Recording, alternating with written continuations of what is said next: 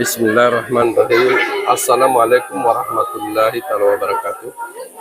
Halo semuanya teman-teman dimanapun Anda berada, selamat datang di channel saya HM Rosin. Guys, kali ini kita berada di Masjid Darul Faizan ya, akan melaksanakan Isra Mi'raj ya. Mungkin beberapa jam ke depan sudah mulai akan intinya akan dilaksanakan di masjid tersebut. Ikut terus ya guys. Assalamualaikum warahmatullahi wabarakatuh.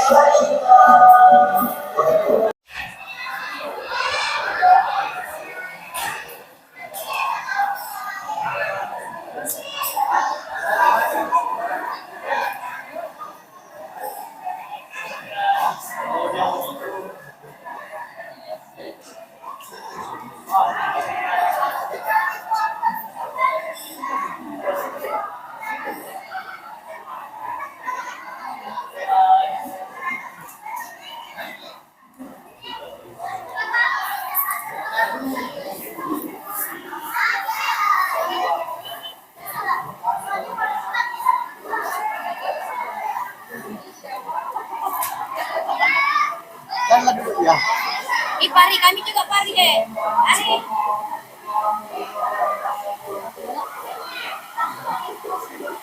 Kasih pari gue. Ini Mas. Saya.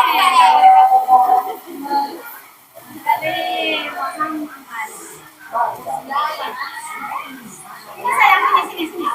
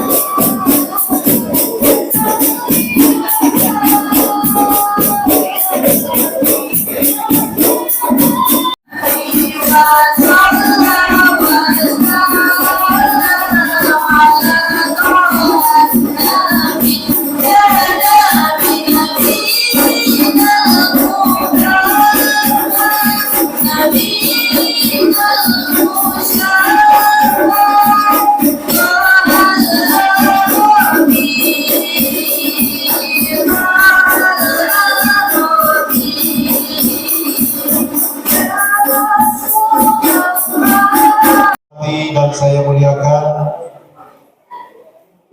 penceramah kita pada malam ini, yaitu Ustadz Eko Nadi Fitriono MPI, yang alhamdulillah beliau sudah hadir di tengah-tengah kita. Yang saya hormati dan saya muliakan Ketua Majelis Zikir Manaqib Nurul Muttaqin, yang alhamdulillah pada malam ini beliau juga hadir di tengah-tengah kita, sekaligus beliau adalah penasehat di Masjid Darul Faizan ini. Kemudian yang saya hormati dan saya muliakan Ketua Pengurus Masjid Darul Faizan beserta seluruh jajarannya, kemudian bapak-bapak, ibu-ibu hadirin sekalian yang sama-sama berbahagia. Mari kita senantiasa memanjatkan puji syukur kehadirat Allah Subhanahu wa Ta'ala, yang mana pada malam ini kita masih diberikan umur, diberikan kesehatan, diberikan kesempatan untuk hadir dalam rangka memperingati. Assalamualaikum warahmatullahi wabarakatuh. Alhamdulillahirabbil alamin wa bihi nasta'inu ala umuri dunya waddin.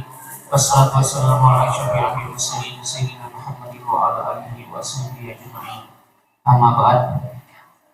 Masyarakat muslimin yang sama-sama berbahagia, sebelum kita mengawali kegiatan kita pada malam hari ini, alangkah baiknya kita memohon kepada Allah Subhanahu wa taala wa nasta'in ihdinas siratal mustaqim siratal ladzina an'amta 'alaihim ghairil maghdubi 'alaihim waladdallin. Amin.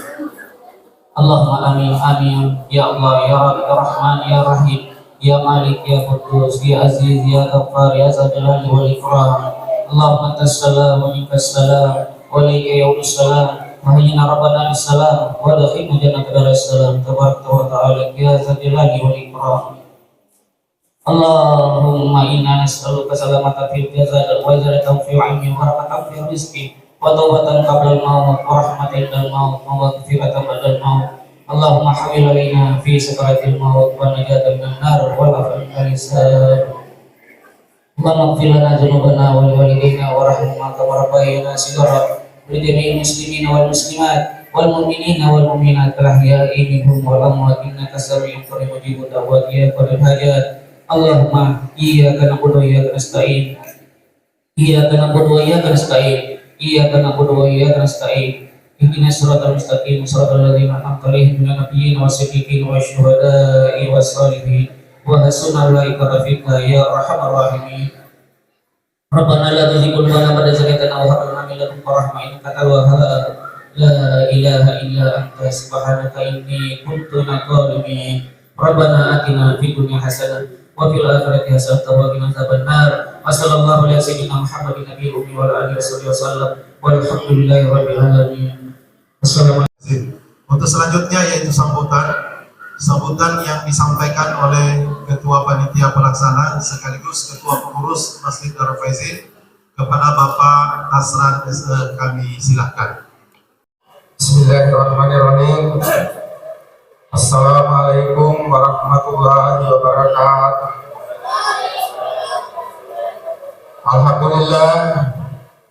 Alhamdulillahirabbil alamin. Puji syukur kita panjatkan kepada Allah Subhanahu wa taala karena pada malam hari ini kita diberikan kesempatan oleh Allah Subhanahu wa taala untuk melangkahkan kaki kita di rumah Allah ini di Masjid Darul Faizin guna memperingati yaitu Isra Mi'raj Nabi Muhammad sallallahu alaihi wasallam. Bapak Ibu hadirin yang kami hormati, yang terhormat Pak Haji Darsan, yang terhormat orang tua kami Pak Haji Edi, yang kami hormati Haja Haryadi sekeluarga selaku pendiri Masjid Darul Faizin ini, kami dari pengurus masjid mengucapkan ribuan terima kasih. Dan juga yang kami hormati kepada jemaah sekalian yang telah sudi hadir di tempat ini untuk bersama-sama kita mendengarkan peringatan Isra Mi'raj yang akan disampaikan oleh Ustadz kita, Ustadz Eko Medi. Hadirin yang kami hormati, pelaksanaan Isra Mi'raj ini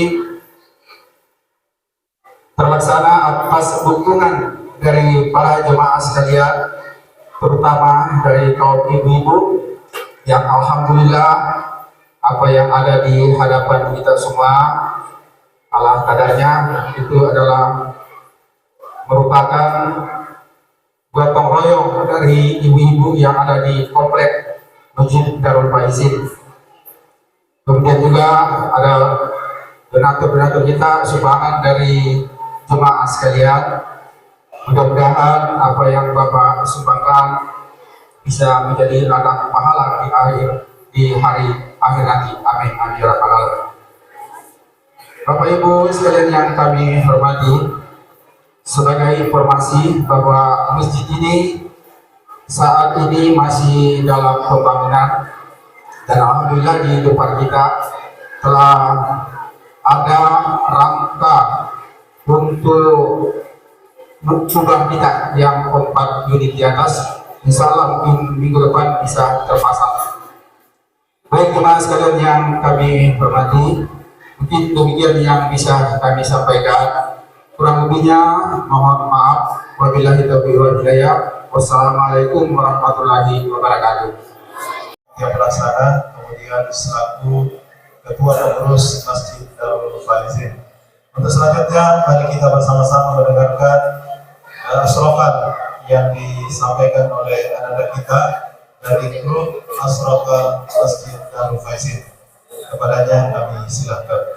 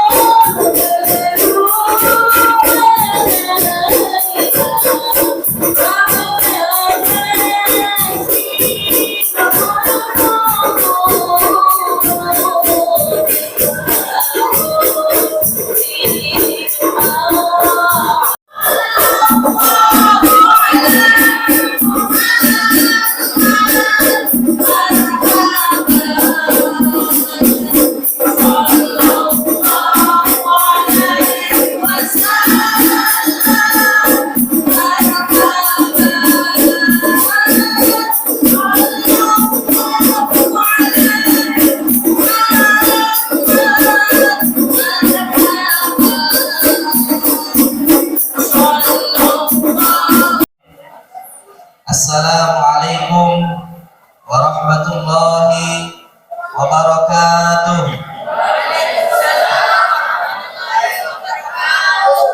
Kalau pergi sholat di masjid terdekat, habis sholat jangan lupa zikir, baca doa selamat. Bapak Ibu yang ngaku umatnya Nabi Muhammad, kenapa jawab salam saya tidak semangat? Saya ulangi lagi ya. Yang kiri harus kompak, kanan harus serentak, yang muda-muda harus semangat. Assalamualaikum warahmatullahi wabarakatuh.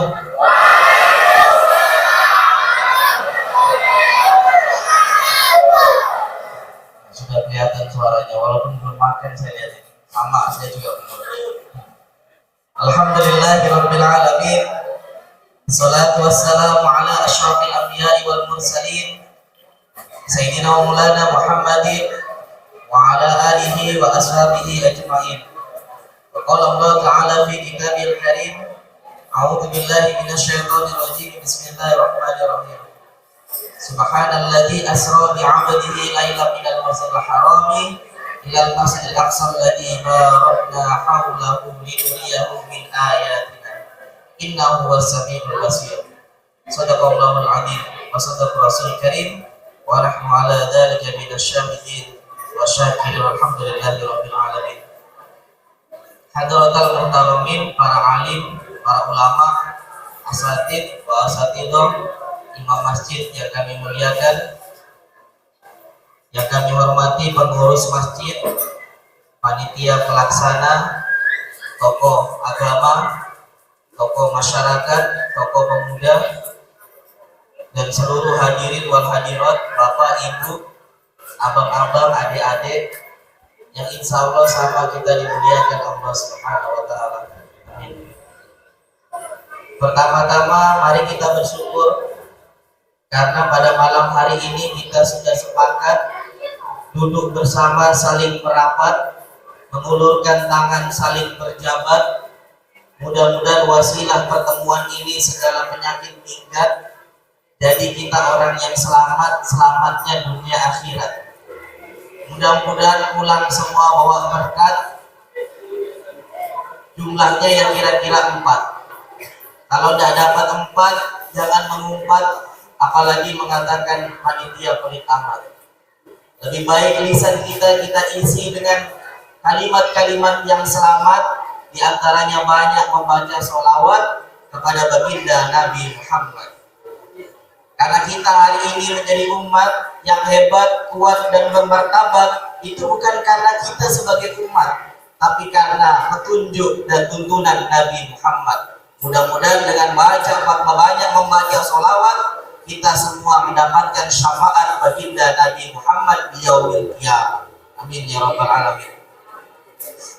Bapak Ibu yang dirahmati Allah Subhanahu wa taala, saya kayaknya ingat terakhir saya ceramah di Masjid Darul Faizin ini itu bulan puasa kayaknya Pak Haji ya.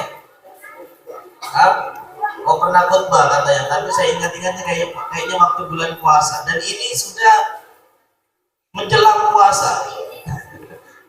Ya, berarti secara tidak langsung kalau kita hadir di sini, orang-orang yang ada di sini masih hadir, berarti secara tidak langsung Allah anugerahkan kepada kita nikmat umur yang panjang. Maka saya itu kalau kemanapun pergi yang saya tidak pernah tempati atau tidak pernah tuju sebelumnya, saya niatkan Bapak Ibu sekalian dalam rangka silaturahim. Karena silaturahim ini punya khasiat. Kata Nabi, man ahabba ayyubsatalahu fi rizqihi wa yunsalahu fi atharihi falyasir rahimahu. Barang siapa yang ingin dilapangkan rezekinya dan dipanjangkan umurnya, maka rajin-rajinlah dia bersilaturahim. Jadi kalau mau rezekinya lapang, silaturahim. Karena permasalahan yang tidak bisa kita hadapi sendiri, gara-gara kita rajin silaturahim, ada orang bantu kita. Gara-gara kita baik sama tetangga kita, kita kemudian dalam keadaan sulit, maka ada orang yang kemudian datang menyelesaikan permasalahan kita. Tapi kalau kita tidak pernah silaturahim, rumah kita tertutup, pagar kita tinggi, tidak pernah menengok tetangga, maka ketika kita dalam keadaan sulit datang ke tempat tetangga, dia bilang siapa lo? Tidak kenal. Jadi khasiatnya silaturahim adalah membuka rezeki, yang kedua memberikan umur yang panjang. Saya ingat ada perkataan Gus Ali dari Tulangan Sidoarjo, pernah diceritakan gurunya, kenapa orang rajin silaturahim itu panjang umurnya? Karena setiap kali malaikat datang ke rumahnya, orangnya nggak ada. Malaikat Israel maksudnya.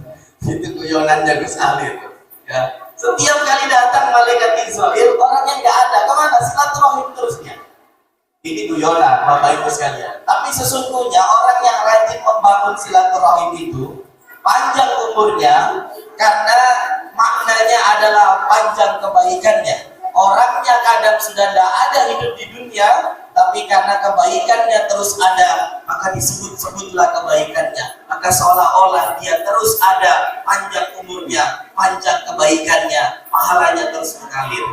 Nah, maka kita niatkan, jangan-jangan kita hari ini bisa sampai hari ini dipanjangkan umurnya oleh Allah Subhanahu wa taala, di antaranya gara-gara kita rajin silaturahim. Mudah-mudahan jadi khasiat.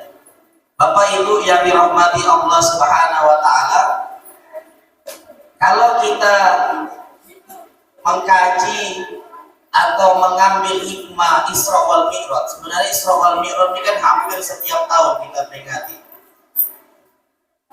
Yang paling penting dari peringatan itu, kata Syekh Muhammad Al-Jurjani dalam kitabnya At-Tashrih wal Falsafatuhu, bahwa umat Islam itu jangan sampai berhenti kepada peringatan dan seremoni saja, tapi kita harus bisa mengambil hikmah, bahkan menjadikan peringatan itu bagian daripada kehidupan kita. Karena barang siapa yang kemudian hanya melaksanakan peringatan tanpa memahami makna kandungan serta hikmahnya, maka dia hanya berhenti kepada seremoni dan peringatan saja. Maulid hampir setiap tahun kita peringati, tapi apakah bertambah nilai kecintaan kita kepada baginda Nabi? Isra Mi'raj hampir setiap tahun kita peringati, tapi apakah bertambah kualitas dan kuantitas sholat kita? Ini diibaratkan sebuah pantun, Bapak Ibu sekalian.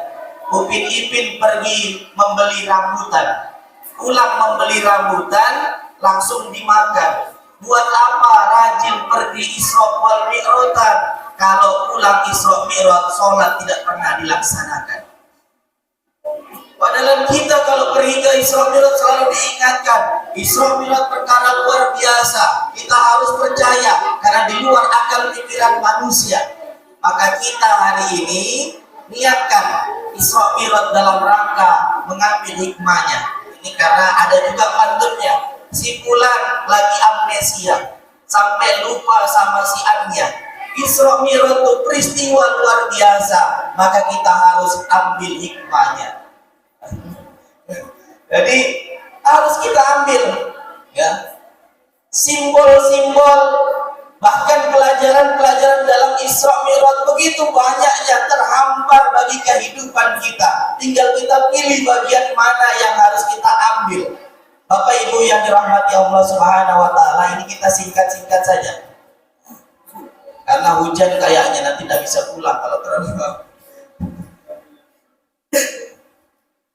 Di tahun ke-7 kenabian, bukan tahun ke-7 Hijriah, tahun 7 kenabian, Nabi beserta Bani Hashim dan Bani Muthalib itu diboikot oleh sekelompok orang kafir Quraisy yang menguasai Mekah. Maka kehidupan Nabi selama 3 tahun, 7, 8, 9 termasuk 10 kenabian itu dalam keadaan tidak baik-baik saja. Seluruh akses diputus. Orang tidak boleh berhubungan dengan Bani Hashim dan Bani Muthalib. Orang tidak boleh melakukan pernikahan dan perniagaan. Orang-orang tidak boleh berkomunikasi dengan mereka.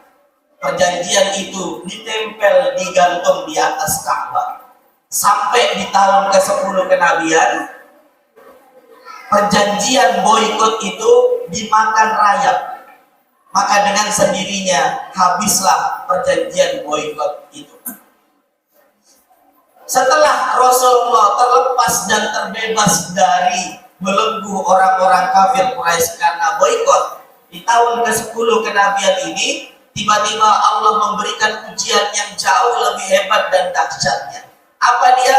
Meninggalnya paman beliau yang bernama Abu Thalib. Abu Thalib kita tahu merupakan paman yang bukan sekedar paman biasa. Kenapa Bapak Ibu sekalian? Karena dia yang melindungi Nabi. Kenapa dia bisa melindungi Nabi? Karena Abu Thalib itu mantan presiden.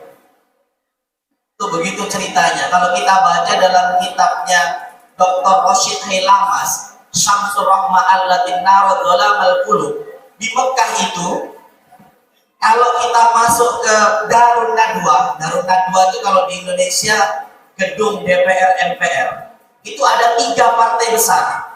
Yang pertama adalah Bani Hashim, yang kedua Bani Makhzum, dan yang ketiga adalah Bani Umayyah. Nabi itu Bani Hashim.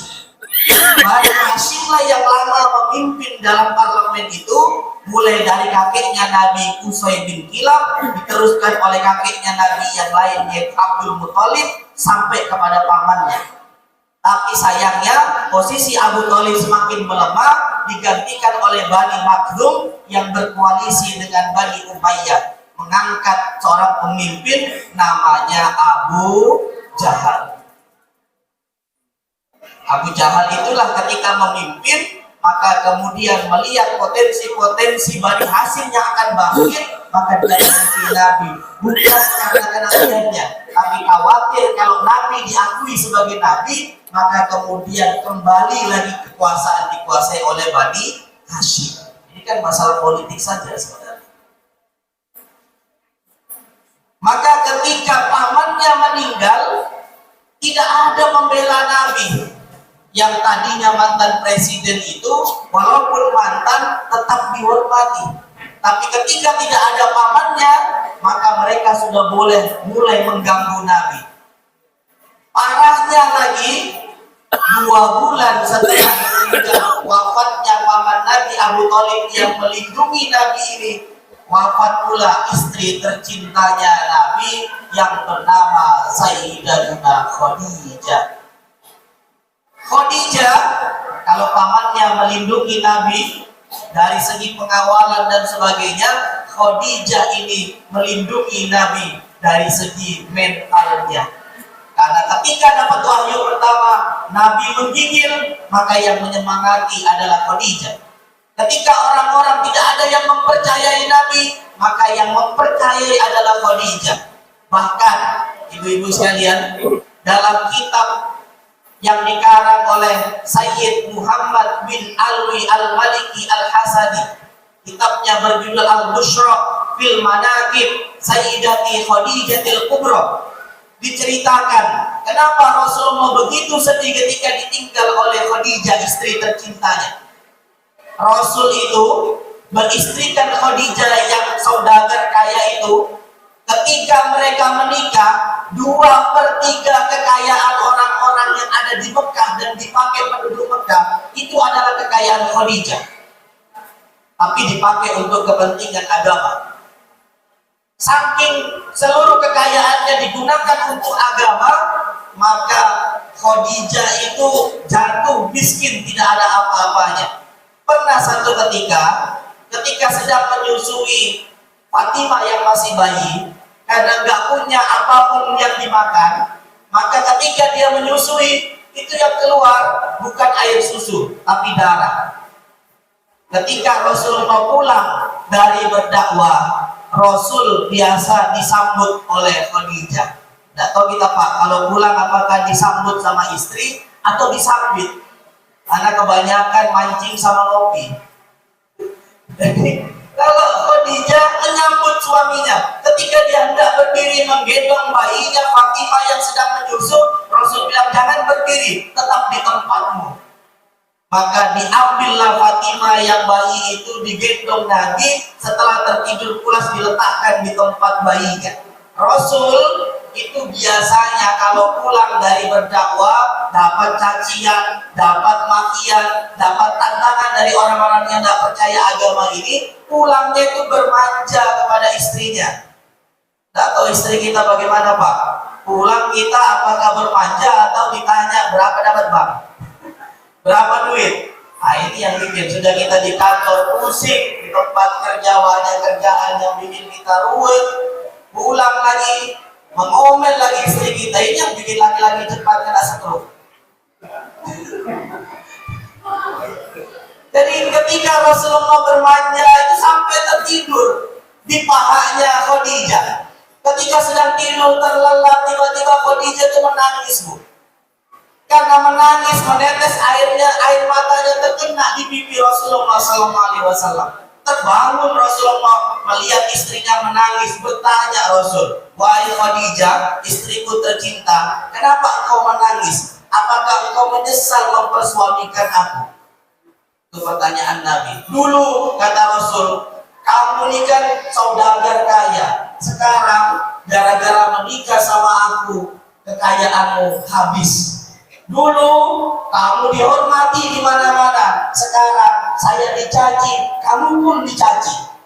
Dulu kamu wanita mulia, tapi gara-gara mempersuamikan saya, kamu juga banyak dihina. Apa kata Khadijah? Saya menangis bukan karena itu Rasulullah. Saya menangis ini karena dulunya saya orang kaya, tapi seluruh kekayaan saya itu digunakan untuk kepentingan Allah dan Rasulnya. Habis. Dulu saya orang terhormat, bangsawan, tapi kebangsawan saya, kehormatan saya sudah saya gunakan seluruhnya untuk kepentingan Allah dan Rasulnya. Dulu saya dihormati di mana-mana, tapi saya tidak mengapa tidak dihormati, karena hari ini orang menghina saya karena saya sedang memperjuangkan agama Allah dan Rasulnya.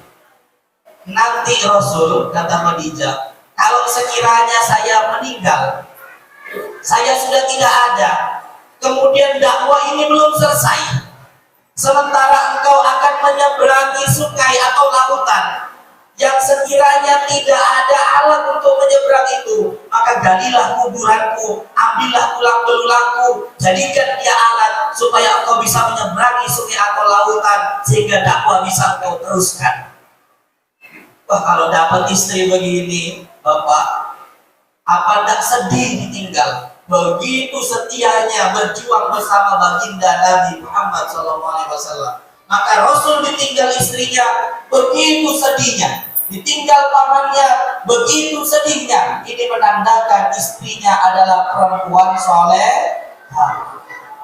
Kalau ada suami ditinggal istrinya, terus suaminya bilang, alhamdulillah merdeka.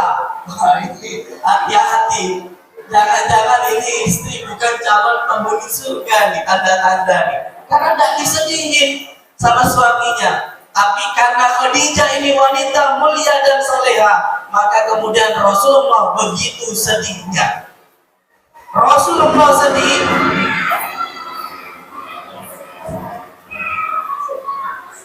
Lanjut ya Pak Ibu ya. Rasulullah sedih, ditinggal pamannya, ditinggal istrinya, maka tahun ini dikenal oleh orang Islam dengan istilah Amul Huzn. Kenapa demikian? Karena orang Arab itu menandai tahun dengan sesuatu yang berkesan.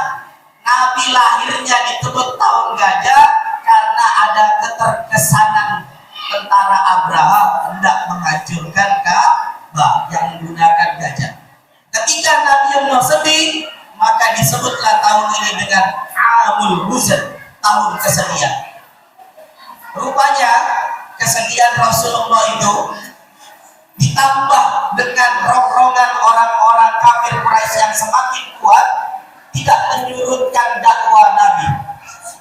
Maka kemudian ketika Rasulullah tidak memiliki pendukung di Arab, tidak memiliki lagi pendukung mentalnya seperti istrinya, dan banyak sekali gangguan, maka Rasulullah memutuskan hijrah. Hijrah yang pertama Nabi bukan ke Madinah Pak, tapi ke Taif. Yang mau dituju Nabi ke Bani Sakif. Sayangnya ketika ke Taif tidak dapat sambutan, tapi sambitan. Beda ini. Ini lebih-lebih lagi. Sudah ditinggal pamannya, ditinggal istrinya, diganggu orang-orang kafir Quraisy, hijrah ke Taif, dilempar batu lagi. Kalau bukan sekelas Nabi, itu pasti doanya macam-macam. Gitu. Tapi ini sekelas Nabi Pak. Mungkin kalau kita yang jadi Nabi, berhenti kita jadi Nabi. Tidak kuat sudah. Tapi Nabi ini dilempari batu karena tidak dapat sambutan, pulang kembali Nabi. Di tengah jalan ketemu malaikat Jibril, dikawal malaikat penjaga gunung. Kata malaikat Jibril, aku bawa malaikat penjaga gunung, kalau mau orang-orang yang melempari batu tadi Muhammad, kita balas dengan melemparkan gunung. Nabi yang punya kelembutan hati itu berdoa malam begini, Allahumma fir qaumi fa innahum la ya'lamun. Ya Allah, ampuni kaumku karena sesungguhnya mereka tidak tahu.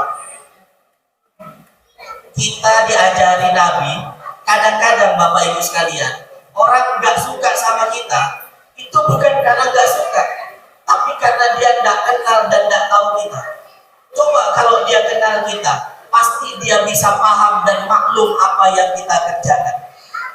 Kita sama teman akrab kita, kalau tahu karakternya, pasti kita bilang, oh biasa, oh begitu modelnya dia, karena kita kenal.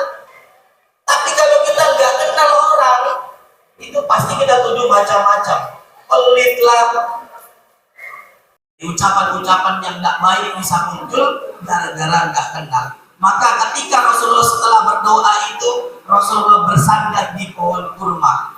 Nah, disinilah Rasulullah berdoa kepada Allah bahwa dia lemah dan Allah itu zat yang menolong orang-orang yang lemah. Kemana engkau akan memberikan aku ya Allah, kata Rasulullah? Apakah kepada orang-orang yang menyakitiku yang dekat, atau engkau menyuruh aku yang jauh dan disakiti. Tapi Rasulullah mengatakan, selama engkau tidak marah Allah, maka ini akan aku lakukan. Aku serahkan segala urusanku kepadamu. La haula wala quwwata illa billahil aliyyil azim. Dengan berdoanya Rasulullah itu, bergetarlah aras bergetar. Maka Allah Subhanahu wa taala melihat kekasihnya yang butuh pertolongan, maka Allah memberikan hiburan berupa perjalanan wisata religi, yaitu perjalanan yang kita peringati setiap tahun di bulan Rajab, yaitu dengan istilah Isra wal Mi'raj. Ini perjalanan wisata religi. Apa artinya, Bapak Ibu sekalian? Kalau kita punya masalah, itu kita diperintahkan atau diingatkan oleh Nabi, kita harus melakukan wisata religi, bukan wisata kuliner. Ini ada juga orang punya masalah wisata kuliner atau wisata rekreasi, tidak jelas. Maknanya apa? Kalau kamu punya masalah, tujuanmu adalah Allah, curhatmu kepada Allah. Kalau kamu punya sesuatu yang kamu ingin selesaikan, maka selesaikan melalui Allah. Betapa banyak permasalahan yang besar dalam kehidupan kita itu bisa diselesaikan di atas sajadah yang panjang. Betapa banyak persoalan kecil yang ada dalam kehidupan kita tidak selesai-selesai. Kenapa? Karena ego kita terlalu besar untuk menyelesaikan masalah yang kecil itu. Maka pelajaran daripada Isra Mi'raj, kalau punya masalah, curhatnya kepada Allah. Jangan curhat kepada manusia. Manusia, kalau kita curhat sama dia, hari ini kita berteman sama dia, kita cerita semua bagian permasalahan kita. Besok kalau dia tidak berteman sama kita, dia buka semua buruk kita, keburukan-keburukan kita. Itu bahayanya kalau kita cerita sama manusia. Tapi kalau kita menyelesaikannya melalui Allah, maka Allah akan membuka jalan itu. Bukankah Allah mengatakan dalam surat Al-Qalam, wa may yattaqillaha yaj'al lahu makhraja wa yarzuqhu min haitsu la yahtasib. Kalau permasalahan Allah akan bukakan pintu rezekinya dari jalur yang tidak disangka-sangka. Ini jangan juga gara-gara kemajuan teknologi informasi, seolah-olah kemudian semua masalah kita ceritakan melalui media sosial. Ini juga kita aneh-aneh kadang-kadang. Mama kita, bapak kita ulang tahun, kita update status selamatnya itu di Facebook sama di WhatsApp. Padahal mama bapak kita nggak pegang Facebook. Ini kapan nyampainya ucapan selamatnya? Suami atau istri, ini bahaya juga nih. Gara-gara kita tuh jarang bicara, itu jadi masalah kadang-kadang. Karena permasalahan itu bisa diselesaikan kalau kita terbuka dan rajin menyampaikan komunikasi. Coba kalau kita kemudian dikit-dikit itu update status, masalah nggak selesai, malah bertambah. Suami nggak suka sama istri, dia update status, kopimu pagi ini tidak semanis yang kemarin. Dibaca istrinya, kenapa suamiku update status begini? Perasaan sudah kasih gula banyak tadi, kok tidak manis-manis? Oh, berarti ini ada masalah. Ini menyinggung saya ini. Maka istrinya update status lagi. Kamu yang dulu gampang dipahami, sekarang sulit dimengerti. Itu bertengkar gara-gara status yang tidak jelas. Itu gara-gara tidak mau komunikasi. Jadi kita kalau punya masalah, komunikasinya kepada Allah.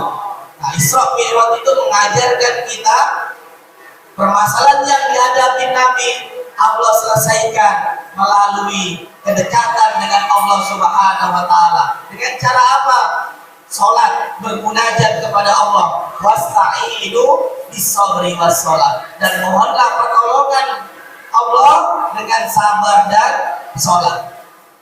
Yang kedua, Bapak Ibu, sebelum kita sholat, Rasul itu kan sebelum di Isra wal Mi'raj kan, itu didatangi malaikat Jibril, malaikat Mikail, dan beberapa malaikat yang lainnya, itu dibawa ke dekat sumur Zam-Zam.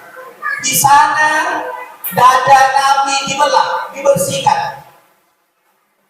Ini menurut Habib Ali Al-Habsyi, pengarang Simtud Durar, bahwa akhrajal amlaku min qalbi ada, walakin naum zaduhum tuhran ala tuhrin. Tidaklah, kata Habib Habsyi mengatakan, para malaikat itu ketika membelah dada Nabi ini membersihkan kotoran yang ada di dalamnya, karena hati Nabi itu nggak kotor. Walakin zaduhum tuhron ala tuhrin, akan tetapi membersihkan apa yang sudah bersih dan suci itu semakin bersih dan suci lagi. Itu hatinya Nabi. Kenapa? Karena dipersiapkan untuk menerima perintah sholat. Sholat kita itu menjadi mantap dan khusyuk manakala kemudian badan kita bersih dengan wudu, tapi hati kita juga bersih dari dengki dan lain sebagainya. Ini baru kita bisa khusyuk, Bapak Ibu sekalian. Dan Nabi Muhammad itu hendak diperjalankan Allah, namanya Asra, yang memperjalankan malaikat dengan kendaraan, ya, teman perjalanannya malaikat, kendaraannya buruk yang memperjalankan Allah. Malaikat diciptakan dari apa, Bu? Cahaya. Buruk itu bahasa Arab, barkun. Ada yang menyatakan barkun itu yang mirip seperti hari ini, hujan, kilat. Jadi kecepatannya kecepatan kilat. Kendaraannya dari cahaya, teman perjalanannya dari cahaya. Rasulullah supaya satu frekuensi dengan teman dan kendaraannya, maka dibelah dadanya, dibersihkan lebih bersih lagi sehingga Rasulullah bercahaya. Maknanya apa, Bapak Ibu sekalian? Kalau kita pengen menuju ke tempat sesuatu, punya niat sesuatu, punya keinginan sesuatu, paling tidak kita harus punya satu frekuensi yang sama. Kita pengen anak kita rajin sholat, tapi orang tuanya nggak pernah sholat, nggak satu frekuensi, nggak mungkin ketemu nanti anaknya bisa rajin sholat. Kita pengen anak kita tuh ucapannya, lisannya terjaga, akhlaknya baik, tapi orang tuanya nggak pernah contohkan kebaikan itu, tidak satu frekuensi, sulit rasanya untuk kemudian kita bisa mencapai tujuan itu. Maka satu frekuensi ini menjadi baik supaya kemudian apa yang kita inginkan itu bisa tercapai dengan baik. Ada satu cerita yang ditulis oleh M. Khalil Bisri dalam bukunya Menuju Ketenangan Batin. Dia menceritakan ada seorang pemuda. Pemuda ini begitu miskinnya. Ketika dia dalam keadaan lapar, bersandar dia di bawah pohon. Di bawah pohon ini terdapat sungai yang begitu indah, airnya jernih. Apa yang lewat di aliran sungai pasti tampak. Ketika dia sedang lapar, tiba-tiba dia lihat ada buah delima yang mengalir di situ. Tanpa sadar turun dia dari atas pohon, turun ke bawah ke tempat delima itu mengalir, diambilnya dan dimakannya. Ketika dia makan, baru dia teringat, ini delima siapa ya? Memang kita itu kadang-kadang kalau menyesalnya itu di belakangan, Bu. Kalau di depan namanya perencanaan. Jadi setelah makan, kenyang, baru kemudian merasa ini buah delima siapa? Kira-kira orangnya itu tidak saya makan buah delimanya. Ini orang soleh. Masih punya kesadaran. Kita kadang-kadang lewat di depan rumah orang, yang rumah orang di depannya ada buah mangganya, terus kita lewat, buah mangganya jatuh, kemudian kita bilang alhamdulillah rezeki anak soleh. Padahal jelas ini buah mangga orang di depan rumah orang ini. Kita kadang beli di warung, belinya 7.000, pakai duit 10.000, dikasih kembali 43.000, karena dilihatnya beda penjualnya. Kemudian kita kantongi, diam-diam kita bilang alhamdulillah rezeki anak soleha. Nah ini kacau. Jadi pemuda soleh ini, dia baru punya kesadaran, loh ini buah delima siapa? Maka untuk mencari keriduannya, maka dia berputar-putar kampung satu ke kampung yang lain, cari pemilik buah delima. Sampai satu ketika dilihatlah ada rumah, yang rumah itu hanya satu-satunya yang punya pekarangan di belakang rumahnya yang menanam pohon delima. Maka pemuda itu silaturahim. Setelah dia salam, diketok pintunya, dia sebutkan tujuannya, pengen supaya dapat kehalalan apa yang telah dimakannya. Padahal buah delima ini sudah jauh kena aliran sungai. Kalau kita mah nggak mikir. Setelah dia sampaikan begitu, kata tuan rumahnya, tidak gampang saya memberikan kehalalan atas apa yang kamu makan. Kalau kamu mau, kamu harus kerja sama saya selama beberapa tahun. Nah, kalau kita mah malas, ya, gara-gara makan buah delima, itu disuruh jadi pembantu. Itu kerjaanmu, kamu bantu-bantu di rumah saya, ajarin ngaji keluarga saya. Setelah beberapa tahun selesai dia membantu sesuai perjanjian, dan kemudian meminta, menagih kepada tuannya itu, wahai tuan, sudah saya penuhi segala apa yang kamu inginkan. Maka hari ini saya minta keriduanmu, kehalalanmu atas delima yang saya makan beberapa tahun yang lalu. Sampai bertahun-tahun dia kerja, Bapak Ibu sekalian. Kata tuannya, oh tidak bisa begitu. Saya lihat kerjamu bagus, ngajimu hebat. Begini sajalah, kamu boleh saya halalkan makan buah delima asal kamu menikah dengan anak saya. Nah, kebetulan jomblo Bu ya, kebetulan jomblo. Nah, dia bilang oke juga. Ini Pak innamal usri yusra, ya.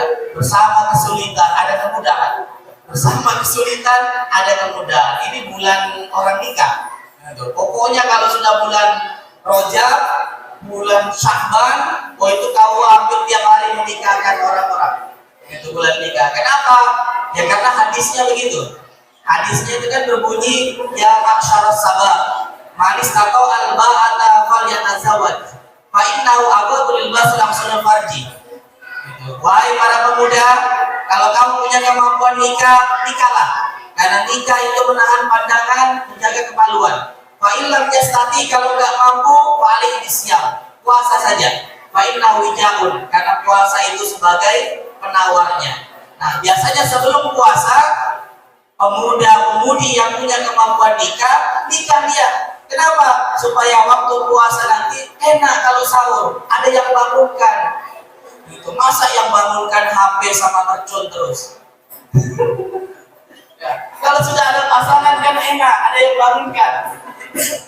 Nah, ini kita lanjutkan cerita yang tadi. Maka pemuda ini menerima karena dia memang jomblo.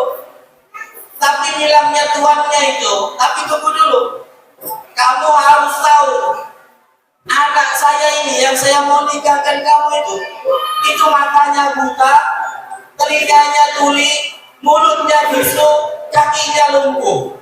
Pak ini namanya bukan Pak innamal usri yusra tadi itu. Astagfirullah, ini nama itu bilang. Pemuda itu kaget ya. Saya kan tampan, saya tidak punya kekurangan. Masa begini-begini amat takdir saya. Tapi karena kesolehannya lebih tinggi daripada apapun, maka dia siap saja menikah. Nah, kalau nikah kan nggak ketemu pasangan itu kan nggak apa-apa. Jadi dia dinikahkan sendiri. Malam pertama masuk dia kamar. Dia masuk kamar, dilihatnya perempuan cantik betul. Nah, jangan-jangan salah masuk kamar nih, maklum pengantin baru. Apalagi tinggal sama mertua, bahaya kalau salah kamar. Malam pertama, keluar dia cepat-cepat, lari dia, ketemu mertuanya. Pak, dia bilang, itu di kamar siapa? Yang mana? Kamar sebelah, kamar pengantin. Kok ada perempuan cantik? Kan bukan begitu istri saya. Itulah istrimu. Loh, tadi kriteria tidak begitu. Iya, ini perempuan anak saya, dia bilang. Matanya buta, karena tidak pernah melihat sesuatu yang diharamkan Allah Subhanahu wa taala. Mulutnya bisu, tidak pernah dia menggosip orang. Apa menggosip, digosok makin sip. Lama-lama tidak pernah dia cerita keburukan orang. Dia pokoknya waliyakul khairan aw liyasmut. Kalau dia ngomong-ngomong yang baik, kalau nggak bisa ngomong yang baik, dia diam. Karena dia punya prinsip man satara musliman satarallahu fid dunya wal akhirah. Wallahu fi auni al-abdi maka al-abdu fi auni akhihi. Barang siapa yang menutup aib saudaranya, Allah tutup aibnya dalam kehidupan dunia akhirat. Allah akan menolong hambanya selama hamba tersebut mau menolong saudara-saudaranya. Telinganya tuli karena nggak mau dia mendengar sesuatu yang bukan jadi haknya telinga. Kakinya lumpuh karena dia tidak pernah mau berjalan ke tempat-tempat maksiat, ke tempat-tempat yang dilarang oleh Allah Subhanahu wa taala. Itulah istrimu, wanita soleha, layak bagimu untuk mendapatkannya karena kamu adalah pemuda soleh. Pemuda ini menurut buku itu bernama Idris. Nanti dari pernikahannya dengan perempuan ini lahir seorang anak ulama besar bernama Muhammad bin Idris Asy-Syafi'i. Kita kenal sebagai Imam Asy-Syafi'i, ulama mazhab yang paling besar diikuti di Indonesia. Kalau Pak Imam sungguh pakai kunut, berarti mazhabnya adalah Syafi'i. Ya. Kalau Pak Imam sholat dia baca bismillahnya jahar, baca bismillah jahar maksudnya dikeraskan, bismillahirrahmanirrahim, maka mazhabnya Syafi'i. Artinya apa? Saya mau kembalikan dengan peristiwa Nabi dibedah dalam Isra wal Mi'raj tadi. Ibunya orang soleh, bapaknya orang soleh, maka satu frekuensi anaknya akan menjadi anak yang soleh dan soleh. Guru saya, Profesor Muhsin Salim, itu pernah cerita. Kadang-kadang dari pengalaman beliau melihat ada anak yang orang tuanya tuh nggak kelihatan soleh atau soleha, tapi setelah dirunut nasabnya, oh ternyata kakek buyutnya ini orang hebat, orang soleh. Kakek buyutnya ini orang yang ulama besar, maka wajar kemudian ada keturunannya yang jadi anak yang soleh dan soleha. Maka kita ingin belajar dari peristiwa Isra wal Mi'raj yang satu frekuensi yang dinaiki Nabi itu, kendaraan namanya buruk itu, kita pengen satu frekuensi supaya kemudian kita menghasilkan tindakan-tindakan, perbuatan-perbuatan yang baik. Pada akhirnya dalam peristiwa Isra wal Mi'raj itu, Nabi sampai ke Masjidil Aqsa menuju ke atas namanya Mi'raj. Mi'raj ini sebelum bertemu dengan Allah, Nabi itu silaturahim. Mulai dari langit pertama silaturahim dengan Nabi Adam, langit kedua Nabi Isa dan Nabi Yahya, langit ketiga silaturahim dengan Nabi Yusuf, 4 Nabi Idris, 5 Nabi Harun, 6 Nabi Musa, 7 Nabi Ibrahim. Ketemu Nabi Ibrahim, sampaikan salammu kepada umatmu. Maka setiap kita sholat tahiyat akhir, pasti kita baca Allahumma sholli ala Sayyidina Muhammad wa ala ali Sayyidina Muhammad kama shollaita ala Sayyidina Ibrahim wa ala ali Sayyidina Ibrahim. Sampai ketemu Allah, dapat berita sholat 50 waktu sehari semalam. Ketika turun di langit ke-6, ketemu dengan Nabi Musa. Nabi Musa, karena Rasulullah itu silaturahim, dapat solusi. Itu pentingnya tadi yang tadi saya katakan di awal. 50 waktu ini masalah, Pak. Coba bayangkan kalau tidak ketemu Nabi Musa, tidak silaturahim dengan Nabi Musa, 50 waktu kita, itu tidak bakalan ada yang bisa jadi camat, tidak bisa jadi bupati, apalagi presiden. Karena setiap kita keluar berapa menit sekali azan lagi, berapa menit sekali azan lagi, 50 waktu. Sampai Nabi Musa kurang terus. Sebenarnya Nabi Musa itu dalam kitab, dalam salah satu kitab, itu kenapa Nabi Musa senantiasa menahan Nabi Muhammad? Karena Nabi Musa itu hafal betul. Dulu di dunia, Nabi Musa itu kan pengen lihat Allah. Tapi ketika hijab dibuka satu di Bukit Tursina itu, gunung meledak, Nabi Musa pingsan. Nabi Muhammad hebat, ketemu dengan Allah, itu bisa langsung jasadnya. Maka ketika Nabi Muhammad turun dari bertemu Allah, ditahan Nabi Musa karena Nabi Musa itu pengen dapat nur, atau istilah kita orang di dunia, dapat namanya berkah dari orang-orang soleh. Itu istilahnya.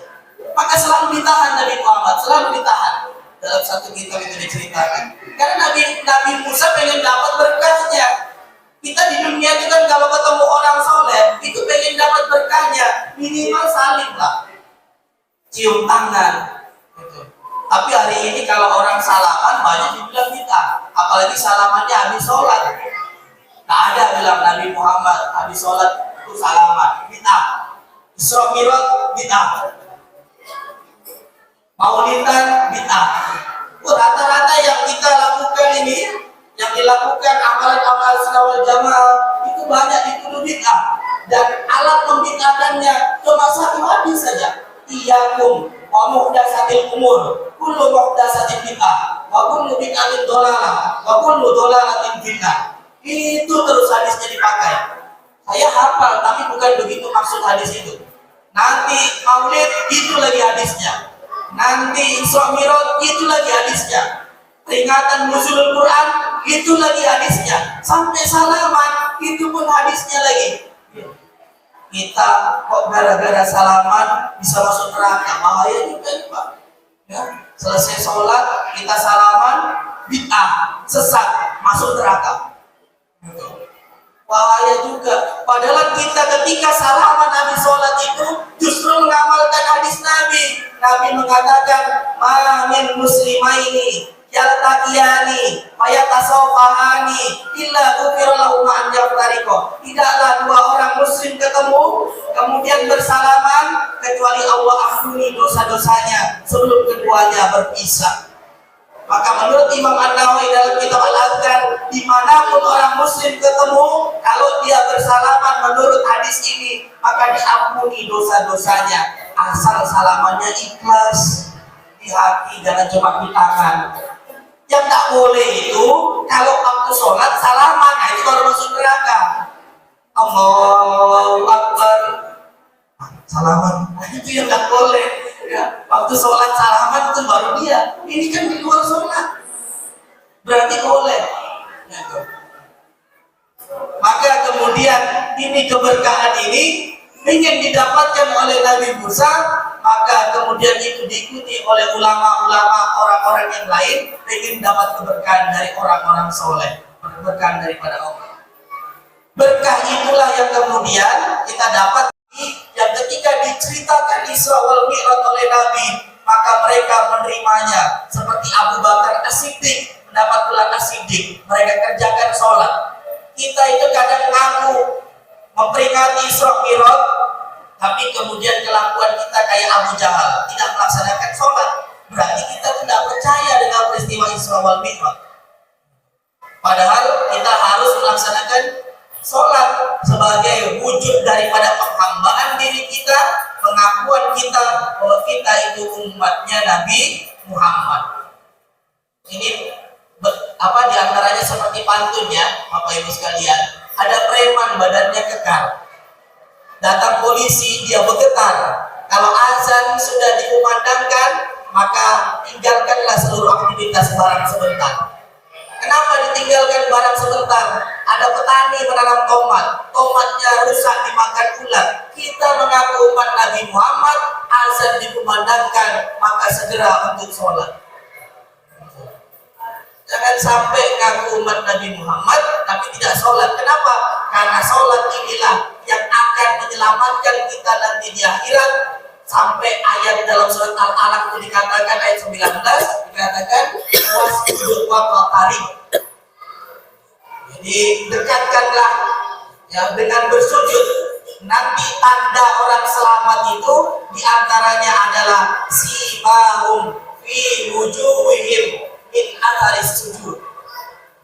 Ada tanda di bagian dahinya atau di bagian tubuhnya yang itu memancar, dia merupakan ahli sujud. Tapi mohon maaf, bukan tandanya warna hitam, itu bukan ya. Tanda ini adalah tanda keimanan orang-orang yang beriman, yang rajin melaksanakan sholat. Jadi ada tandanya. Nanti kita akan bangga kalau masuk surga karena kita itu punya sholat. Ibadah yang bisa kita banggakan di surga tidak ada yang lain kecuali sholat. Puasa kita punya cuma 1 bulan, Bapak Ibu sekalian. Malaikat itu sepanjang kehidupannya juga berpuasa. Kalau masalah pengorbanan harta, berapa sih yang kita keluarkan untuk zakat dan sedekah? Malaikat itu sepanjang kehidupannya mengorbankan untuk Allah. Tapi dengan sholat kita berbangga. Kenapa? Karena malaikat ada ibadahnya yang berdiri terus. Kita sholat ada berdirinya. Malaikat ada ibadahnya yang ruku terus. Kita ada rukunya. Malaikat ada yang ibadahnya sujud terus. Kita ada sujudnya. Maka kita komplit. Malaikat tidak seperti kita ibadahnya. Kita berdiri, ruku, sujud, dan sebagainya. Inilah komplitnya ibadah. Maka yang menjadi pembatas orang mukmin dan kafir itu adalah sholatnya. Maka jaga sholat ini, karena sholat itu yang pertama kali dihisab, dan sholat itulah yang akan membuat kita bangga nanti di akhirat. Di dalam hadis dikatakan, "Ma yuhasabu bil 'abdu yaumal qiyamati as-shalah." Dan tidaklah seorang hamba itu dihisab di hari kiamat kecuali awwaluhu as-shalah. Yang pertama adalah sholatnya. Kalau sholatnya baik, faqad aflaha wa anjah. Maka dia sukses, dia selamat. Kalau sholatnya tidak baik, faqad khaba wa khasir. Dia rugi, dia akan menyesal. Dia akan merasa tidak beruntung. Maka jaga sholat ini sebagai bagian dari keselamatan kita dengan di dalam kehidupan dunia maupun dalam kehidupan akhirat kelak. Mudah-mudahan peringatan Isra wal Mi'raj ini tidak hanya berhenti di seremoni, tapi kita terus bisa melaksanakan perintah Allah. Di antara salah satunya adalah senantiasa istiqomah mengerjakan sholat. Mudah-mudahan itu semua mengantarkan kita selamat tidak hanya dunia, tapi selamat juga di akhirat. Demikian apa yang dapat kami sampaikan, yang benar daripada Allah Subhanahu wa Ta'ala, yang sadar dari kami sendiri. Mohon maaf atas segala kesalahan. Makan ikan sambalnya terasi. Cukup sekian dan terima kasih. Kucing kurus mandi di papannya si kayu jati. Apabila ada kata-kata kami yang kurang berkenan, mohon Bapak Ibu jangan masukkan di dalam hati. Burung irian, burung cendrawasih, burung kutilang, burung kekukur, itulah nama-nama burung. Ada nama wayang kemani main. Ini tidak siratal mustaqim. Wabillahi taufiq wal hidayah. Assalamualaikum.